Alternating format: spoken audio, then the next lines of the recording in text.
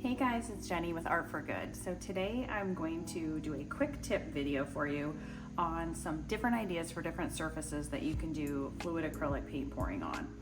Of course, you have your standard canvas. These are perfect for acrylic paint pouring. Most of the time they come pre-gessoed, so you don't have to even worry about priming them with anything. So those are always a good option, but if you're looking to do something a little different, there are these cradle boards. They come in a variety of sizes. They're essentially wood, and these are great if you're actually going to plan to resin the painting afterwards, because it doesn't sag in the middle under the weight of the resin, so it really gives you a nice perfect finish. So check that out if you're interested. I would suggest, if you're using any wood products, to do 2 coats of Kills 2 primer. That just helps the paint not soak into the wood and makes it work a lot better. I also have done some paint pouring on a frame. So this is actually a set of frames that I bought. It's similar material, it's just made out of wood, and you would just do your paint pour on top, and then you could put the glass and the frame. This is great for a gift idea. It's come in really decent prices in bulk off of Amazon. I'll put links to all of these products in the description below so you can check those out.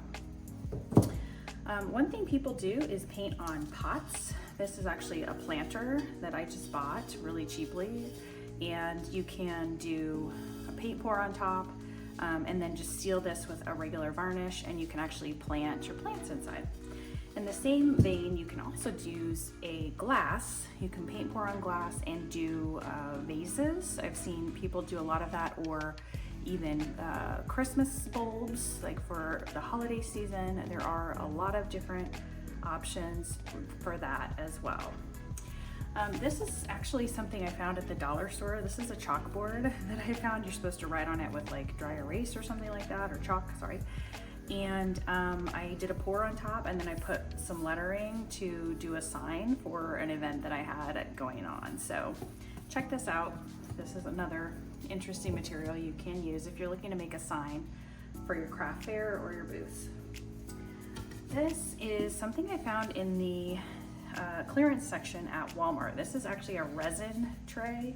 Again, it's made out of wood, but essentially it's got this inverted setup so that you can actually do a paint pour inside of this and leaves the rest intact. So I'm going to do some paint pours on this just as a fun kind of craft idea for you. Now let's talk about some other things people use that I don't happen to have here. Sometimes people will do paint pours on tiles. They are super cheap. If you go to the hardware store, you can get a stack that is really tall for really cheap, and you just don't have to prime them. You can just do a paint pour on them and then essentially do a coating of varnish. Some people have actually mounted those onto frames so they look a little more professional and started selling them. It's particularly very popular for the bloom technique because it's a small surface. It's easier to spin and get those beautiful details with the bloom technique. What you don't want to use is this. So these are canvas panels you would use for traditional painting, and because there's cardboard inside, you can see it bowed out. This is not something you want to use if you're trying to get a piece of art that you want to keep. So don't use these cheap canvas panels. Make sure you're using an actual canvas. Well, let me know if you have any questions or any other things that you've done paint pours on. I've seen people do some really cool things, even doing paint pours on their kitchen counters, tables. What are some cool things you've seen that people have done paint pours on? I'd love to hear about it in the comments below. All right, well, that's all the time I have for today. I'll see you next time.